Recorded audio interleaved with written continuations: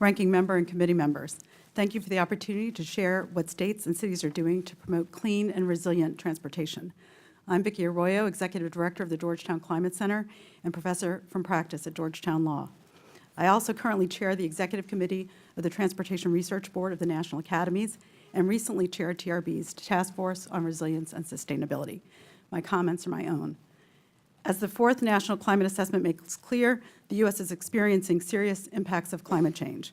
There is an urgent need to transition to a low-carbon transportation system, not only to fight climate change, but to protect public health, provide mobility options, and catalyze economic growth and investment.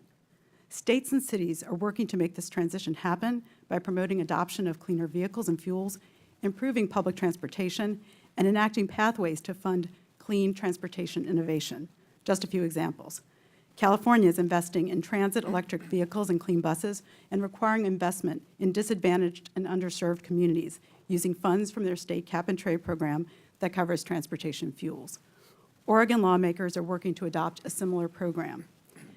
12 states from New England through the Mid-Atlantic plus D.C. participate in the Transportation and Climate Initiative, or TCI, which our center facilitates. 10 TCI jurisdictions recently announced a bipartisan agreement to design a regional low-carbon transportation policy proposal that would cap and reduce carbon emissions from transportation, allowing participating states to invest proceeds in low-carbon and more resilient transportation options. Due to policies and market shifts, the electricity sector is decarbonizing, leaving the transportation sector the largest source of emissions. A key strategy for reducing these emissions is to switch to zero-emission vehicles. TCI states collaborate on regional interstate corridor planning, with over 2,500 miles of EV corridors designated by FHWA. Federal funding to support implementation would be helpful.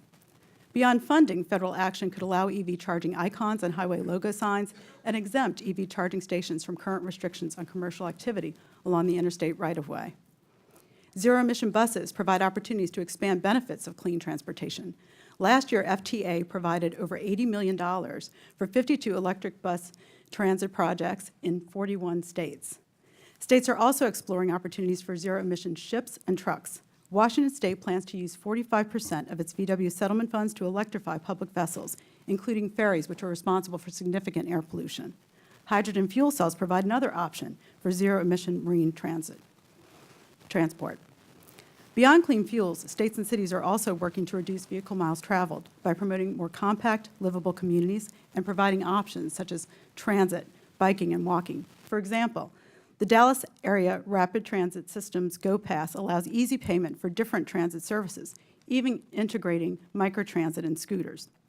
Arlington, Virginia, where I lived, has enjoyed tremendous economic growth while holding emissions down by implementing transit-oriented development, including bike paths and more, taking roughly 50,000 vehicle trips off the road each workday.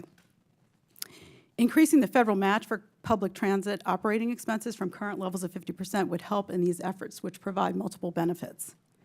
In addition to being the largest source of emissions, transportation is quite vulnerable to climate impacts.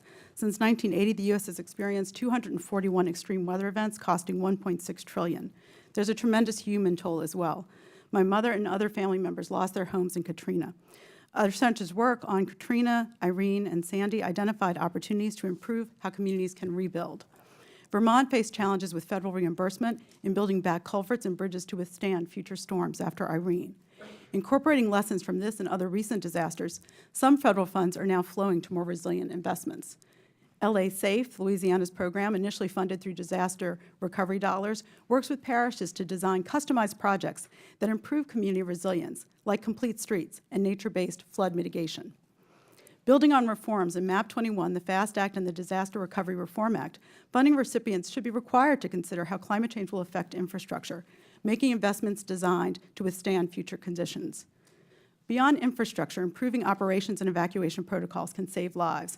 In 2004, my father, Sidney Arroyo's heart failed during a stressful evacuation from New Orleans in anticipation of Hurricane Ivan, which struck Alabama instead.